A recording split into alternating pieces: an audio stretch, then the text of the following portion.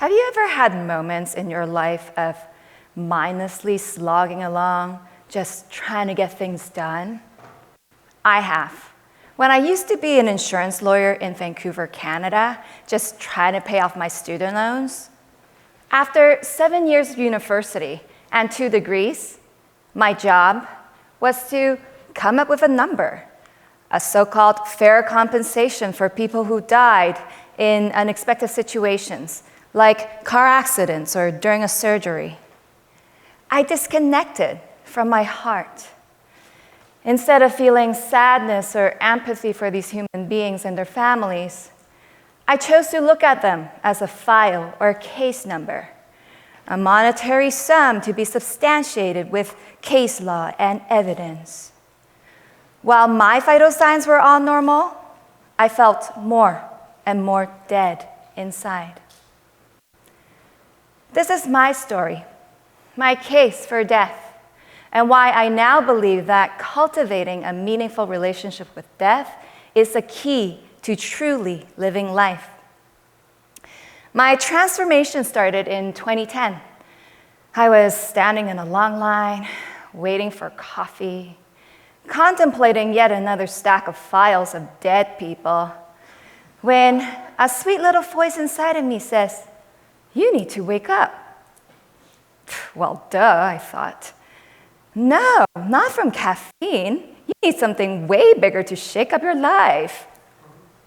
I chuckled inside my head. Sweet little voice, you can tell me to shake up my life or whatever you want after you've paid off all of my student loans. Until then, goodbye. At that moment, something almost fairy tale-like happened.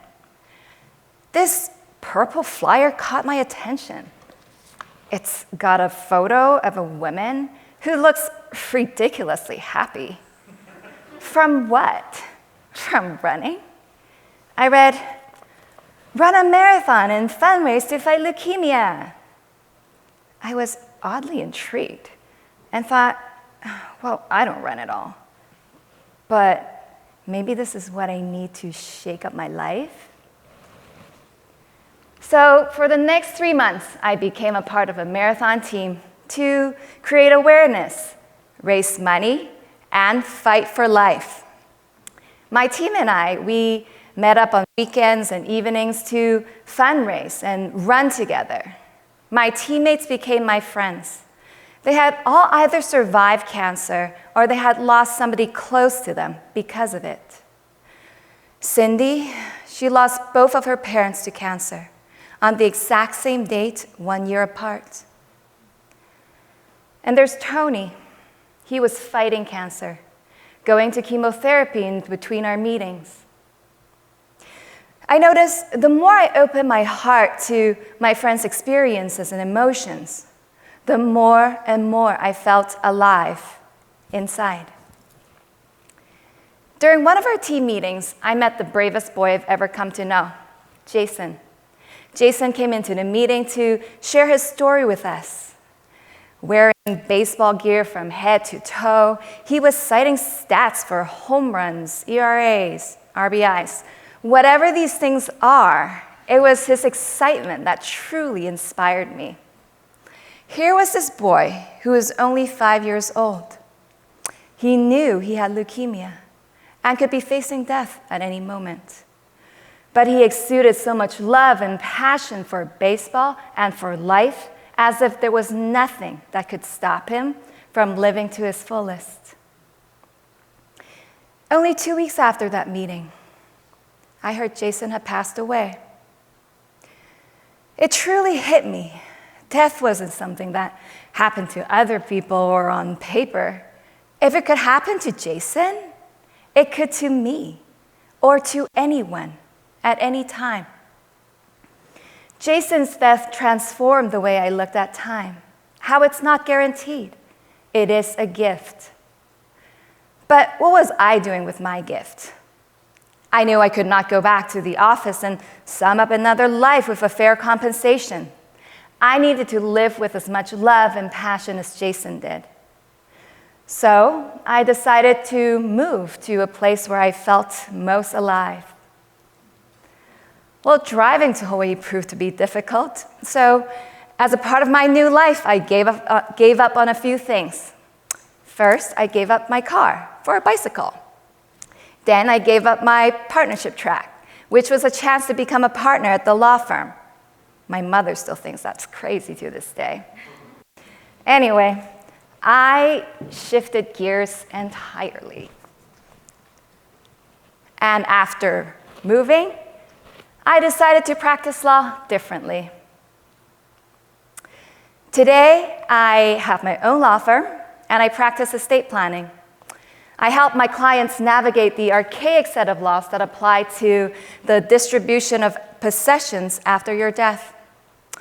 I encourage my clients to create more meaning with what they have now, rather than accumulating more to pass on to their kids after they die. I'm happy I gave up on billable hours. Instead, charging by set fees better aligns with my newfound awareness that time is a gift. It cannot be defined, nor should it be exchanged for dollars by minutes. I see every day how my work gives clients a peace of mind that their possessions would pass on without disputes to their loved ones. But as I would eventually find out from my father's death, an estate plan is only a small part of what is needed to be truly at peace with death. 3 years into my new life in Hawaii, I got a call out of the blue from my father's wife.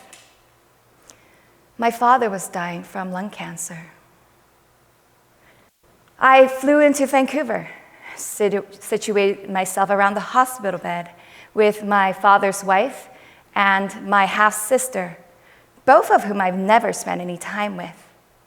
My brother was there, and so was my grandmother, my father's devastated mom. It was sad, and the relationship dynamics in that room felt awkward. We didn't know what to say. We joked around a bit and made casual conversations. But really, we didn't know how to say goodbye. We weren't brought up to talk about feelings, let alone death, and at the moment when a family member is dying. In his final moments, my father turned to my brother and I and said, "Please forgive me for breaking up our family."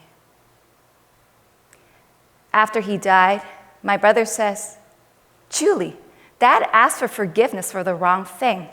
He should have asked us to forgive him for not spending any time with us." Time. We always think we have more of it. But in the end, time has us. In the face of death, we're humbled. We're forced back to the core of our essence, and we see that the only thing that connected us to life is the time that we were given. But if we continue to separate ourselves from looking at our moment of death through legal documents, tax planning, funeral planning, life insurance, medical insurance, we continue to treat death as if it's a condition that's totally foreign to us. We can go out, pay somebody to try and alleviate its effects. Better yet, cure it altogether. We deny it, we bargain with it, we hide from it. What if we had the courage to look at the moment of our own death with curiosity? Stephen Levine wrote, "Death is a part of life. When we fear dying, we fear living."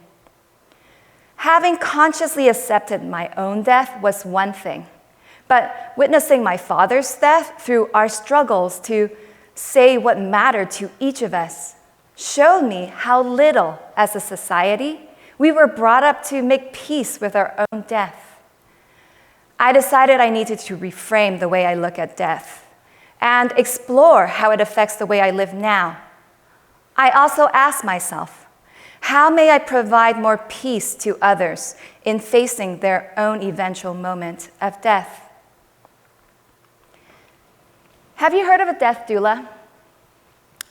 In very general terms, a death doula is a non-medical person who provides emotional and spiritual support to the dying. It intrigues many as a type of work, although it's not necessarily a designated vocational path. I took this training to expand my capacity to offer peace to somebody who knows they're about to die. This training did not teach me anything technical, but it connected us to something we already have within. That is, our ability to be fully present to somebody who's dying with an open heart and just fully listen without any judgments. I believe that's an important life skill to have. Wouldn't you agree? Our modern stories about death taught me that it is bad, ugly, and scary. We are to feel sad, guilty, and sorry for somebody who's dying because it is a loss or a failure. But why? Do we actually know what happens after death? I questioned these modern stories on death, and I realized how one-sided and egocentric the narrative is about what is a very natural and could be beautiful and sacred process of death. Aside from a medical science perspective, I believe it's time for us to acknowledge how little we actually know about this subject. I also got certified in practicing past life regressions. Through this perspective, death may not be the end. Maybe more of a transition into other lifetimes. This perspective allows me to comfort those who are facing grief or death, knowing that their connections with loved ones may continue to live on. Whatever we tell ourselves right now about death will dictate how we spend our time. And in the end, how we spend our time determines our quality of life. In the end, how we spend our time determines our quality of life. We tell ourselves, time is money. A long life is a good life. A short life is a tragedy and a potential lawsuit. Having more, doing more, being more, looking better. These are all things that mark a quality life. Or the ultimate lie of all, my value in life is determined by others. Whenever we feel like we need more to prove something, death reminds us, at the end, it's not about quantity, it's about quality based on how we chose to spend our time. If we're too afraid to look at death because of our fear, we miss the opportunity altogether to ask key questions about what truly matters in life. Am I living fully within this moment of time? Or am I living the stories that keep me in the place of fear? Looking back, I see how my fears kept me separated from other human beings, so I wouldn't have to justify the fact that my work devalued human lives. I separated myself from my heart so I wouldn't have to process the difficult emotions. I separated life from death so I wouldn't have to confront the reality that my time here is finite. The stories that keep us in fear also prevent us from embracing the natural, full spectrum of a human life, and the stories that kept me feeling very dead inside. Now, no matter how much time my clients spend in saving for and planning out their material legacy, after they pass away, I notice that their children don't remember them for the possessions they've left behind. What they would always remember are the unique moments that shape the way they live, creating them into the person they became.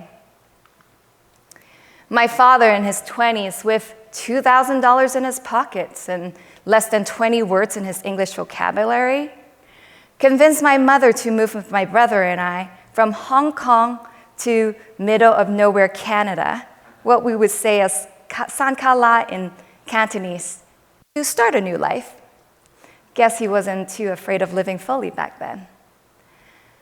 Living in a new country with a new culture and a new climate system takes courage and optimism. These are traits that created the person that I am and were gifts from my father that outweigh any amount of wealth. Yet, I miss my moment to thank him and to say I forgive him and love him in spite of the human frailties that we all carry. Although we're not allotted with the same amount of time here on earth, I've decided that death is fair because it doesn't discriminate. When it's at your doorstep, you can't negotiate with it or beg it to go away, no matter how much money you have. That is how it reminds us to choose wisely and invest our time in the things that are immortal. For me, those things are unconditional love, compassion, forgiveness, generosity, kindness, inner wisdom, and our consciousness. For these are the essences of our being that shapes the world around us. And they form our real lasting legacies, not something we write on a piece of paper. I've cultivated a meaningful relationship with death, and it will continue to evolve as I find more ways to create more peace with it and meaning. Ask yourself, what makes you alive inside? Cultivate a meaningful relationship with death and invest your time in defining yourself with your immortal essences. Now listen to your sweet inner voice and look for the purple flyer in your life for your heart to follow. I thank you for your precious gift of time.